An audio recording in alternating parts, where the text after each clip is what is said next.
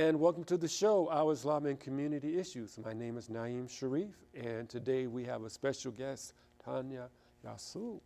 Did I get it right? Tana Yasu. Tana Yasu. Tana. Thank you. Okay, no, thank you. We did a show, and we talked about a few things. We talked about the movie, the previous show. We talked about the Woman King and everything. But we also want to talk about an event that's coming up. It's a book event, and it's the Women of the Black Panther Party with Erica Huggins and Stephen Shamus. And that is happening Sunday, October 16th at 1 p.m. at Washington Hall in Seattle. And you can look up where Washington Hall is, but it's on 14th Avenue. It's a historical building. It's a building where Bobby Seale spoke a few years ago, and way before him where Marcus Garvey spoke at Washington Hall. Yes. You just gave me a chill. I didn't know Garvey was actually there at Washington Hall. Yes, he spoke, definitely. 100 years ago. Yeah. That's awesome. A long time ago, yeah. So that event is Sunday, October 16th at 1 p.m. at Washington Hall in Seattle, Washington. Also that same day, Sunday, October 16th at 6 p.m. at Evergreen College in Tacoma.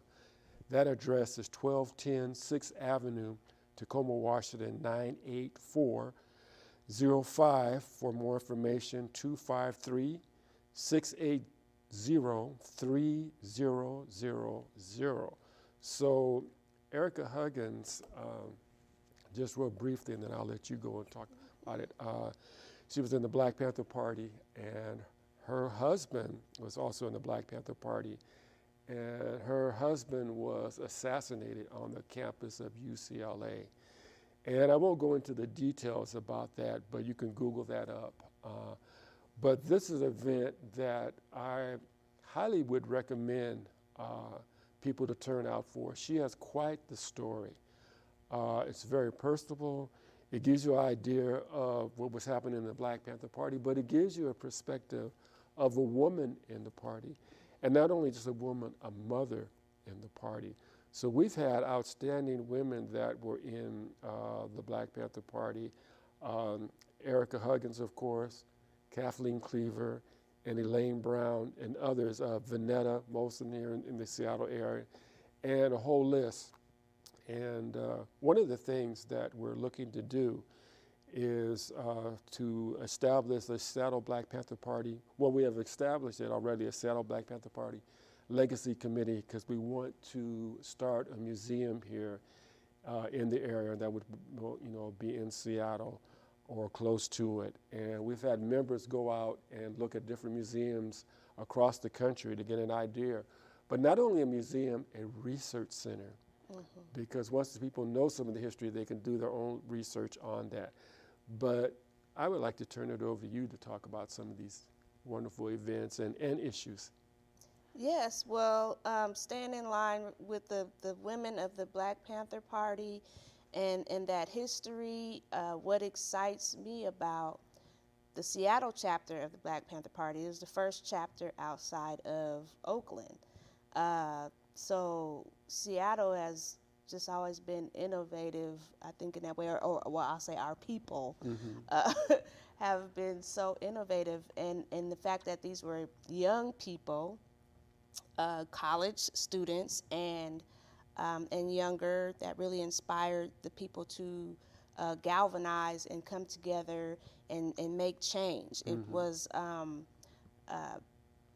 with the civil rights movement, but it was more aggressive, a little more demanding. I mean, it's one thing to do the marches and those things of that nature and do things in a civil way, but to me, the Black Panthers, in the way that they were like, we are going to protect ourselves, we know our rights, we know the law, and you all really made impressions on the community to see how you would be able to go out and intelligently speak with, the police or the people that was in power to and broke the law down to them better than they knew, and let people know you're violating people's rights right now, and we're not going to stand for that. So as I was coming up, I'm 52. I'll be 52, so I'm not ashamed to say. But even when I was coming up as a child, and the only things I would see about the Black Panthers Party was negative. You know, that that they were these wild, out of control, drugged up, Wow. basically like a gang, or just out of control. And it's like, man, when you begin to learn the true history of the Black Panther Party, and they were defending themselves. They were intelligent. They were college students, families, mothers, wives, and really stood up for the community when we needed that. And I mean, if you want to be serious about it, I mean, I even read a book about Dr. King, and he had pretty much an arsenal in his own home. So that's not Right. spoken of. Right. You They know, never say that. when they want to generalize, oh no, it was all about peace, just marching, no violence, this and that. But I mean, you're talking about a man who his house has been bombed. He's getting Right. calls, he's getting threats. Do you honestly think people weren't protecting themselves? And so, and then and a difference there though. The way the king and the way they did it, the women kind of was in the background. What I like about the Panthers is that they gave women positions, even a chairman, up to chairman, to Right. where they were, Elaine Brown had to come in and have control. So it was almost one of the first women liberation type situations for that era. You know, women barely had the vote, barely had the power to, get out and hold bread-winning jobs to take care of their families if they needed to. So the Panthers were very innovative and trailblazers, and allowing the women, like you said, it was probably more women than men in the Panther Party, Right. and they were actually doing the same work and duties as the men, Yeah. all the way up to leadership. Exactly. Yeah, it was like, I remember a person who was a director of a youth program in Seattle, and he once told me, he said, my name back then was Warren Myers, but so he said, Warren, he said, we really appreciate the Panthers. He said, because it actually helps, because when we go to negotiate stuff, they're willing to negotiate with us because they don't have to deal with the Panthers. So it was like, you're helping us, and we appreciate the work you do. But then, a lot of people think about the guns with the Panthers, and that was part of it, because one of the first programs was police patrol, but was really the survival programs, as you're familiar with, the free medical clinic. And that medical clinic is still operating today, Carolyn Downs. And then the free breakfast program. The average age of the person in the Black Panther Party was 19 years old. So here was this group of people feeding in Seattle area, I think it was like 2,000 children a week, feeding them breakfast so they would, have something in the morning so they could go work and study. So after a while, the government got embarrassed about this, and that's how the free breakfast program came into the schools, because here was this group of young black folks that kind of embarrassed the government, so the government did it. So, and those were the things, the free medical clinic, breakfast program, had an ambulance service in Winston-Salem. All over the country, there were different things. They had liberation schools, many different programs to help the community. And I think that was, really the legacy that, because we were definitely outgunned. So, and the only reason why we would do police patrols is just to make sure that, our people wouldn't get, beat up and everything. And I'm really waiting to, some of the stuff you can, in Aaron Dixon's book, his book, I don't know why. Our People Are Rising. People Are Rising has some good stuff in it. And I'm waiting for Elmer Dixon, the co-chairman, with his book. He's going to have a lot of good stories. But yeah, tell us about your experience when you went to Oakland. Yes, I got to go. I went to Oakland, California in July, early July. And I went actually for a rodeo. But since I was in Oakland, of course, I'm not going to go to the home of the Black Panther Party or where they originated and not go to these historical sites. And So I don't want to interrupt, but what kind of rodeo was this? Who was putting it on? It wasn't Roy Rogers. Well, Bill Pickett. I think, didn't Bill Pickett was with the Roy Rogers Entertainment on that rodeo circuit. So Bill Pickett is a African-American cowboy that was a part of, I believe, the Roy Rogers rodeo circuit, and they would go, and I mean, he was just this awesome African-American cowboy that would do all the things and extra stuff, like he would literally bring the calf, they have in rodeo shows, you bring the calf down, and he would like do it with his mouth or something weird. I don't know. Like Jimi Hendrix. I mean, yeah, he was just doing things outstanding in that whole Western rodeo circuit. And actually there is still a chapter of Oakland Black Cowboys. So if you want to talk about history and Black history in America, so I went down there to check this rodeo out because I had never been to a rodeo. I'm just city girl all the way. But I like cowboy movies and things like that. Yeah. So I just really wanted to get into the history of that. So that was an awesome experience. And then, like I said, since I was there, I'm going to take advantage and see as much of the historical sites for the Black Panthers I could see. And you were there actually. They have a bust. They put up a bust at a park with Dr. Huey P. Newton. Thank you, Huey P. Newton. The gorgeous bust in this park, and it's just fabulous.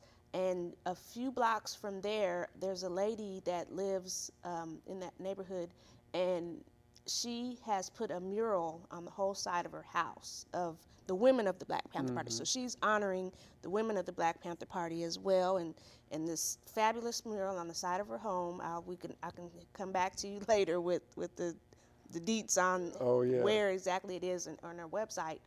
You could probably put in the historic women of the Black Panther Party. It wouldn't be hard to find. Put in Oakland Black Panther Party women mural.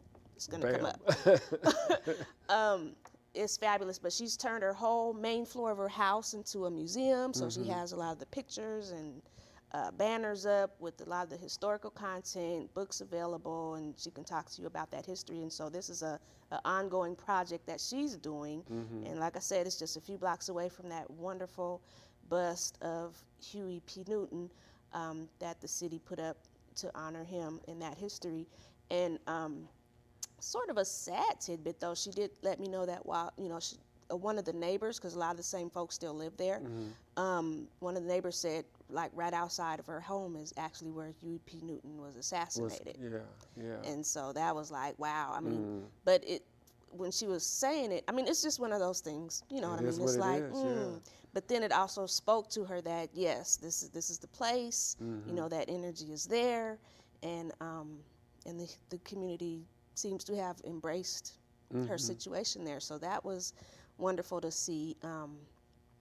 That's what I saw down there. Okay, yeah, that was an interesting experience. Yeah, I saw some of your pictures and your film on that, and when I think about them, I think about the Buffalo Soldiers, because they were on horses, different eras, different type of thing, but where did the term cowboy come from? Well, actually, cowboy, before it became popular in the movies, cowboys and Indians, cowboys was because it was the African Americans, probably enslaved, that were dealing, doing the rancher work and dealing with the cattle. So they were cowboys. They called them so boys. It was actually derogatory. But in so many things that we get involved in or we do and become really good and excellent and specialized at it, then eventually it just got switched over to white culture. And so they became the cowboys, and they was fighting, these savage Indians and, all of that. And a lot of that could have been Hollywood. That would be interesting to kind of really look into that and see. Yeah. Is that more of a Hollywood thing or what? Because, now we know with media, I mean, look at today. And so as filmmaking became popular and they were doing that, they started creating narratives, Right. you know. Right. So, because Right. I even heard that the Lone Ranger is apparently based off of Yes. a black ranger. Yeah. I can't think of his name right now. It starts with I want to say Revis something, but if you Google it up, you know. Yes. But yeah. So there was actually a black ranger or marshal out there dealing with things, and so but when they did the movie about it, they was like, this is a great story. Yeah. And they did the movie or the series. Of course, he became a white man, but did he wear a black mask? Well, No, yeah, he probably wore a white mask. No, it was a black mask. Okay, Yeah, well, he wore there a you white. go. He wore a white hat though. Okay, there you go. Yeah, 'Cause, and, you know, and his horse might have been white too, but I can't remember. His horse, I forget. Hi-ho Hi-ho Silver. Silver. Hi-ho Silver. So the But horse was yeah. probably white because his name's Silver. It could have But been. I'm yeah. just saying, that was, you know, some black history that basically got white-faced and switched over. And so that's how we lose our history. So this is why it's really important. Right. And I really hope this will bring young women out. I'm going to invite and let as many people as I know, because we need to retain our own histories. Exactly. When we're not telling our own histories, we didn't get fed anything, you know. It gets taken away, switched up, brought back. And the way media is now, these young people, they don't take the time to see, is this true? They just take it in, and then they express that as this is the history. And when in fact they probably didn't go past a 3-minute video. If somewhere. that, yeah. And what's interesting now, you know, the phrase that they made up phrase that they come up with, critical race theory. So they don't even want you to teach anything in the school, you know. Now with this thing that, you know, some teachers in certain states, they're afraid to teach anything because they'll be labeled, oh, you're teaching critical race theory. When actually you're just teaching American history. It's just something you may not like that is true, you know. Unfiltered. Yeah, unfiltered. Yeah, you know. So you know, they'll say slavery was slavery. Oh, it was just volunteer. You know, it was no big deal. It was volunteered. You know. Yes, so, yes. Yeah. It depends who's saying the narrative. Yeah, yeah. So what else did you pick up when you were down in the Bay Area? What other, you know, vibes did you get? You know, the Cowboys, the Panthers. I did really just enjoy the rich history down there. That was my first time to Oakland, California. I think that might have been one of the last stops before African Americans started migrating up to the Pacific Northwest in Seattle. I mean, it really wasn't easy to get into Seattle 100 or maybe a couple hundred years ago. Yeah. The gold rush obviously brought a lot of folks up here on their way to Alaska, actually. Right. But there is a really vast black history down there that I'm definitely going to go back and dig up more. They have this wonderful, speaking of museums, library, they have this museum, but it's a museum and a library connected, an African American museum library. At this library, you can't take the books out. You can go there and just read all day or whatever. Because, you know, sometimes people have problems when they check books out and bring them back. Like, we don't have time to come looking for you. Just, you could come read the book all you want to, but you got to leave it here. You come back tomorrow, whatever. Can't take the books out. Do your research. We're keeping our books. But they have that and a archive, and then on the upper level is a museum that showed a lot of the history there. So very rich and worth visiting, and just taking in as much in as you can. Yeah, that's why there's the Seattle Black Panther Party Legacy Committee. You know, like I mentioned earlier, I think, you know, they've gone around the country to look at these different museums to bring the ideas here. And then again, have the museum, but a research so people can come in and do their studying and the research on the, you know, what the party stood for and how that can help people in the future. You know, it's interesting because you have some people now that want to call themselves the Black Panther Party, and it's like, you know, we would appreciate if you call yourself something else. It's disrespectful. Yeah, because we're trying to do a legacy. And some people, they'll call themselves the Black Panther Party, or they'll call themselves the new Black Panther Party. And the only things they really pick up, they want to pick up the gun. That was only a part of it. And like I said, we're outgunned anyway. So, you know, today's thing has to be more of your mind and organization. And they don't have a 10-point program. They don't have any survival programs. They just, you know, want to, you know, kind of look cool and you know, have the weapons and stuff. But it's way more than that. And I know, like when we had our 50th anniversary, people said, "Well, why don't you guys start the Black Panther Party, you know, again?" Yeah. And I would ask them certain questions. I said, "Well, okay, do you want to go to jail? Do you want people to be investigating you on the job? Okay, do you want to go to prison? Oh, and by the way, do you want to, you know, maybe die?" And then they kind of stop right there because there's a process there that's going on, that if you're really doing this, you have to do this. But like I said, you know, as a member of the former member of the Seattle Black Panther Party, and I'm sure the other members, original members, would appreciate if people would not use that name, because they use that name, and then if they're doing something really wrong, people get confused and think that's us. So, you know, we suggest, you know, you can use our programs, but don't call our programs and they were positive programs, but don't, you know, use our name. Call yourself something else, and you kind of learn from us, because that's why the research thing will be there, so people can see the things that we did right and the things that we did wrong, because we were by no means perfect.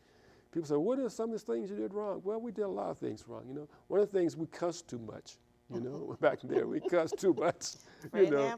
See, I saw videos. Yeah. Well, so yeah, that is, they may feel like they're paying homage to the Panthers, Yeah. but really it is disrespectful. There are things we've probably lost.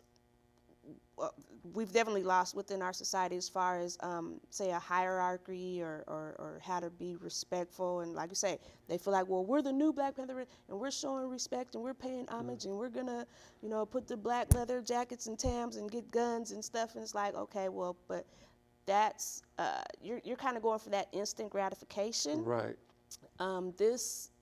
You all required study.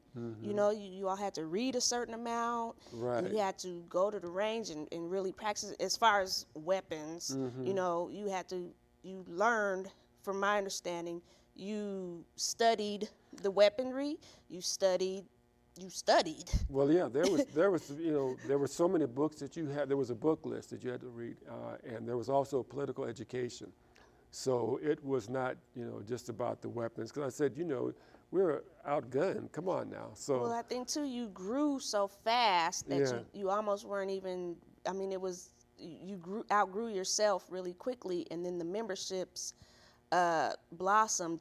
And then perhaps it was difficult to kind of keep track of, are you actually doing this work? Right. You know, are you really studying, and to hold that discipline. So what I saw was the discipline that you all utilized, and then compare that to, say, today.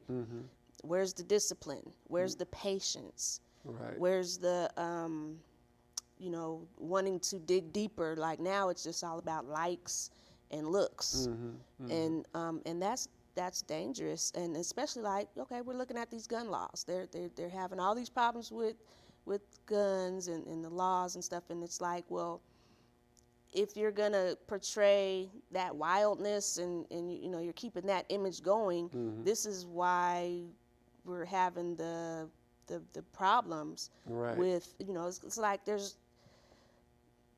that's a tricky, slippery situation. Like you said, there's a lot of violence going on. There is violence, but I mean, if people were disciplined and things weren't just out of control, you know, I think you wouldn't have to be afraid of, you know, guns and weapons. So we obviously need guns and weapons, but everybody doesn't need to have it. If you got a task force that's dealing with whatever situation and it's done properly, then that's that. Yeah, like I said, I like to focus. Yeah, I knew that was one part of the party. But I think the most enduring was, the survival programs, the different things that really helped the community. Because we get calls at the office, people were calling about everything, domestic violence, kids getting, African-American kids getting beat up in schools, and it got so bad that the chairman of the Black Panther Party, Bobby Seale, said, y'all can't do all this stuff. Y'all got to cut back, But then was one time, mothers from Rainier Beach High School in Seattle called the party office and said, the white kids are beating our black kids, and the principal, nobody will do anything, and so forth and so on. And so we said, well, we can't come, and blah, blah. And they called again, and then Elmer Dixon and Larry Gossett and Aaron Dixon and so forth, some others went to the school, talked to the principal. They had a real good talk to the principal. I'll just leave it at that. One time. One time, that'd be something that'll be that's in Aaron Dixon's books and also with Elmer's books. But there's so much to talk about. And like we said, this event with Erica Huggins, Sunday, October 16th at 1 p.m. at Washington Hall in Seattle, Washington. I would encourage you to come, because if you don't come, you're going to be sad that you didn't come and you really get a good history of this. And then also that same day, Sunday, October 16th at 6 p.m. at Evergreen College in Tacoma, she'll be speaking. So these are two events that I would highly suggest people to come. And we're almost out of time here. And any closing remarks you want to say? Just that I'm pleased and honored to be here with you, and I hope I can come back and we can keep some conversations going. Okay. Because in this show, I don't think I mentioned my commission work. You did Women's Commission. So, I'm a Seattle Women's Commissioner, but I'm also just a community activist, and I'm just plugged into a lot of different things going on in the city and the region, actually. And I'll probably be expanding down to Oakland pretty soon if I get my wish. But I just love the opportunity to come here and speak with you on these events coming up and our history, and it's always a great pleasure. Okay, well, super. Thank you so much. We appreciate it. Thank you so much, and we thank the audience for listening, and hope you're able to attend the events, and we wish you, in these troubled times, peace and prayers.